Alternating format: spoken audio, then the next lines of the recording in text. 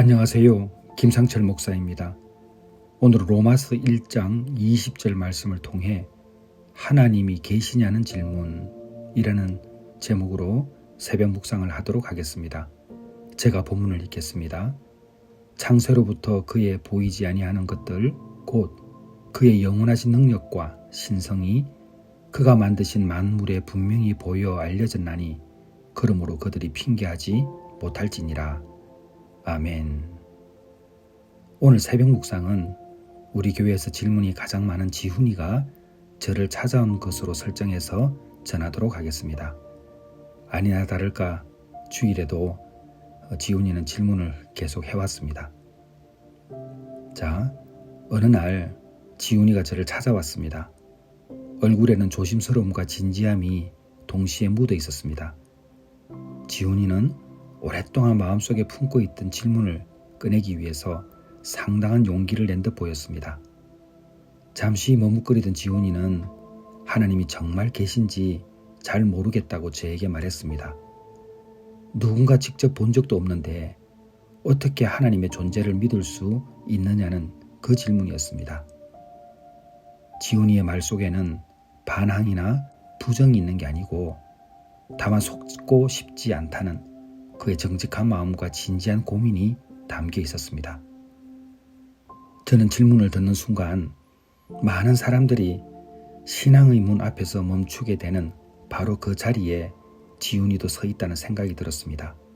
왜냐하면 저도 그랬으니까요. 사람들은 흔히 보면 믿겠다라고 말합니다.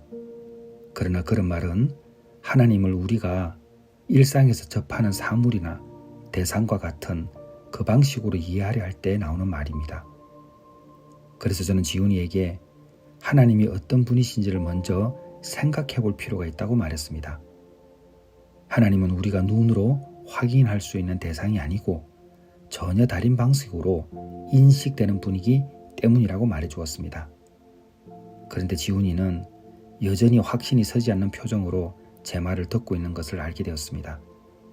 그래서 저는 설명하는 대신 하나의 상황을 떠올려 보자고 지훈이에게 말했습니다. 그리고 이렇게 말해 주었습니다. 길을 걷고 있는 사람이 있다고 가정해 보자고 말했습니다. 그 사람의 뒤에서 택시 한 대가 다가가고 있지만 그 사람은 그 사실을 알지 못한 채 길을 걷고 있었습니다. 그러다 갑자기 들려오는 경적 소리를 듣고 길에서 비켰습니다. 왜 그는 비켰었을까? 차를 눈으로 보았기 때문이 아니라 경적 소리를 들었기 때문이었습니다. 그는 눈으로 확인하지 않았지만 귀로 듣는 그 신호를 통해서 차가 오고 있다는 사실을 분명히 알았던 것이었습니다. 저는 이 이야기를 통해서 우리가 어떤 사실을 반드시 눈으로 보아야만 아는 것은 아니라는 점을 말해주고 싶었습니다.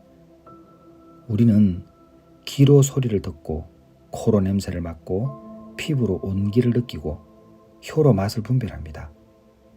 눈에 보이지 않아도 분명히 알 수 있는 것들은 생각보다 훨씬 많습니다. 지훈이 역시 제가 이제 그런 말을 할 때 고개를 끄덕였습니다. 그러나 지훈이는 다시 중요한 질문을 던졌습니다. 이런 것들은 모두 감각을 통해서 아는 것인데 하나님은 그런 감각의 대상은 아니지 않느냐는 것이었습니다. 너무 중요한 질문이었죠. 바로 그 지점에서 저는 좀 더 이야기했습니다. 세상에는 감각을 통해서만 알 수 있는 것이 있는가 하면 감각을 넘어서 생각, 곧 사고를 통해서만 알 수 있는 것들도 있다고 설명해 주었습니다. 저는 사냥을 하는 포수의 이야기를 들려줬습니다. 포수는 숲속에서 호랑이를 직접 보지 못했지만 흙 위에 남겨진 발자국을 보고 생각합니다. 발자국의 크기와 깊이, 방향을 통해서 이 길로 호랑이가 지나갔다는 사실을 알아차립니다. 여러분 과거의 다큐멘터리 보시면 그런 거 잘 아시죠? 그렇게 찾는 거죠. 포수는 호랑이를 본 적은 없었지만 호랑이가 남기고 간 그 자취를 통해서 분명한 결론에 이르게 됩니다. 그리고 그곳에 가면 호랑이가 있죠.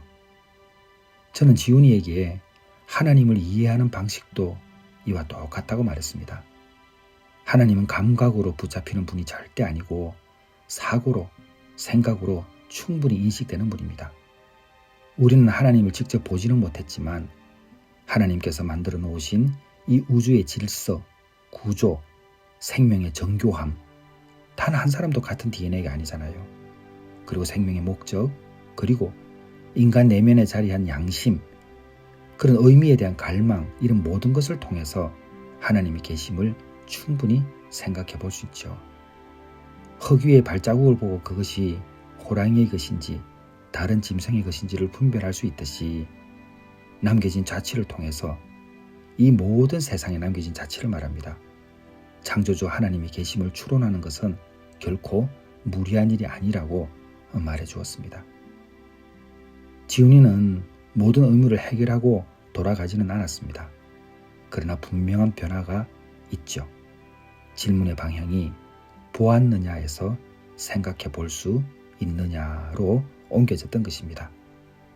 감각의 문제에서 의미의 문제로 이동한 것이죠. 저는 이 작은 이동이 신앙의 시작이라고 믿고 있습니다. 믿음은 처음부터 확신의 언어로 시작되는 것이 아니었습니다. 오히려 하나님이 계시냐는 질문을 회피하지 않고 끝까지 생각해 보려는 그 태도, 그 정직한 질문에서부터 믿음은 조용히 자라나는 것입니다. 기도하겠습니다. 하나님 아버지, 저희들이 때때로 믿음이 흔들릴 때 하나님을 보았느냐 이런 질문을 하게 되는데 그것이 아니라 하나님을 생각해 보았느냐라는 그 질문을 스스로에게 할 수 있도록 인도하여 주시옵소서. 예수님의 이름으로 기도드렸사옵나이다. 아멘.